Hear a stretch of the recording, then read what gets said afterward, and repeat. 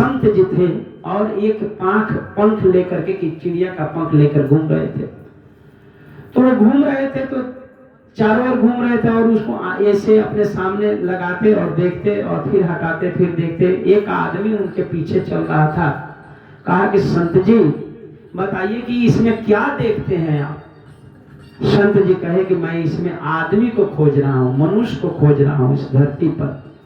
वो कहे कि ये सारे लोग तो आदमी ही दिखाई देते हैं, पकड़िया में इतने आदमी, हरसिद्धि में इतना आदमी, मुजफ्फरपुर में, मोतिहारी में पूरे लोग तो आदमी ही आदमी है, मेला में इतना आदमी, आपका आदमी दिखाई नहीं दिया? वो कहे कि आदमी का शक्ल तो दिखाई दिया लेकिन आदमी है नहीं। वो कहे कि कैसे? तो तुमको भी अगर देखना तो इसमें देखो। संत जी ने उसको क्या किया कि वह पंख उसके सामने जैसे लगाए तो देखा कि अरे इसमें तो एक भी आदमी ही नहीं है, क्या है? तो उसमें कोई सांप दिखाई दे रहा है, कोई गिद्ध दिखाई दे रहा है, कोई बकुला दिखाई दे रहा है, कोई बिल्ली दिखाई दे रही है, कोई भैंसा दिखाई दे रहा है, कोई भैंसी दिखाई दे रही है, कोई खूंखार राक्षस दिखाई दे रहा है। अरे की डर करके फिर उनको दिया। अरे भाई हम तो डर गया कि अरे भाई क्यों डर गया? अरे तो इसमें तो इतना खूंखार है सब, इसमें एक भी आदमी नहीं है, बहुत जीव जंतु दिखाई दे रहे हैं, ऐसा क्या है संत जी? उन्होंने कहा कि देखो, जिसका जैसा स्वभाव है, जो जैसा खान पान करता है, जो जैसा सोचता है, जिसके अंदर जो चीज है वही यह देखता है, उसके अलावा कुछ नहीं है। इसमें तो आदमी का कोई कर्म ही नहीं करता है कि आदमी दिखाई दे।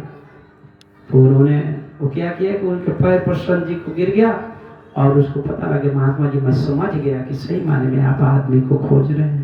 तो वैसे ही क्या हो जाएगा, व्यक्ति का निर्माण हो जाएगा, आत्म परिष्कार हो जाएगा और हमारा जीवन क्या हो जाएगा, धन्य हो जाएगा। तीसरा आपको क्या लाभ मिलेगा उसका? सदचिंतन, सत्कर्म और सद्व्यवहार। आपका चिंतन बदल जाएगा, अर्थात दुष्चिंतन से सच्चिंतन होने लगेगा और फिर सत्कर्म की ओर बढ़िएगा और फिर आपका व्यवहार सद्व्यवहार हो जाएगा। तो आपके प्रशंसक लोग आपके कोई प्रशंसा करने लगेंगे, आपकी बात को लोग सुनने लगेगा, आप जो बात कहेंगे वे वेटफुल होगा। अगर आप बाप मतारी की सेवा करेंगे, अगर आप परिवार में अच्छा कार्य करेंगे तो आप कहीं जाकर कहेंगे कि बाप मतारी की सेवा करना चाहिए, तो आपकी बात को लोग भरोसा करेंगे। अगर आप बिना बाप मतारी की सेवा की अगर मंच से कहेंगे कि बाप मतारी की सेवा करनी चाहिए तो आपकी बातों को भरोसा नहीं करेंगे। अर्थात आपका सद्व्यवहार आपके अंदर जब बोलेगा तो वही चीज आपको बाहर निकलेगा। यह हारमोनियम जो मैं बजा रहा हूँ बाहर से नहीं बजा रहा हूँ, ये तो अंदर हमारे है, अंदर वह आया है तब बाहर यह बोल रहा है। हम जो बोल रहे हैं यही ये बोल रहा है, तो यह अंदर बोल रहा है, उनके अंदर वह बजाने का शक्ति है, आपके अंदर खाना बनाने का अंदर वह है, बाहर नहीं है।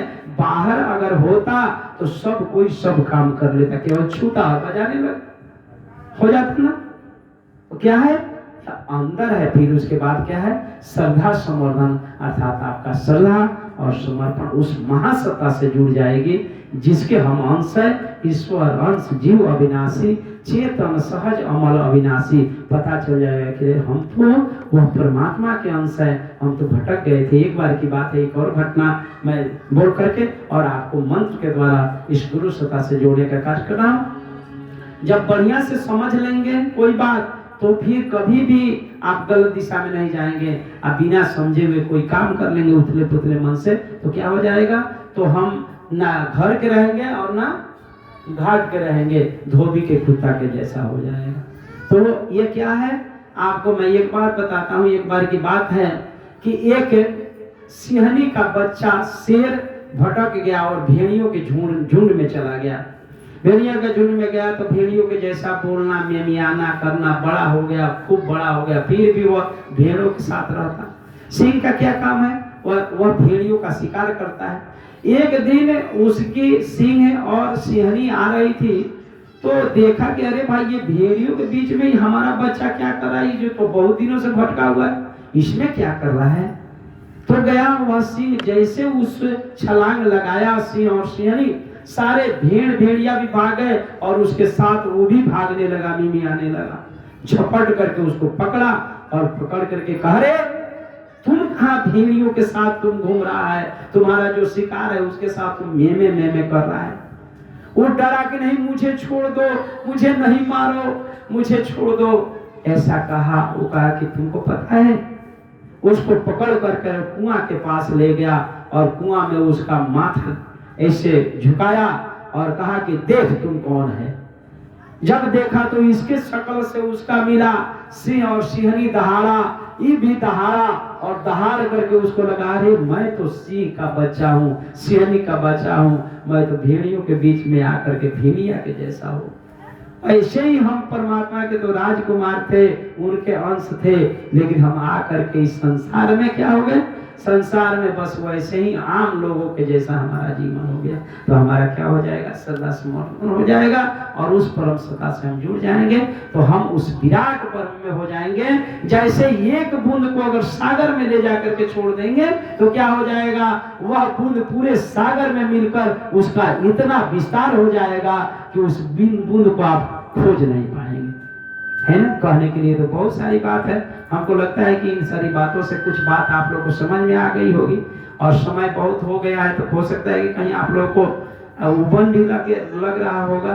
तो चलिए मैं अब आप लोगों को आगे का कर्म कांड कराता हूँ। एक बार दोनों हाथ ऊपर उठाइए और एक बार गुरु जी का ध्यान करके थोड़ा जोर से और प्रेम से जयकार बोलिए।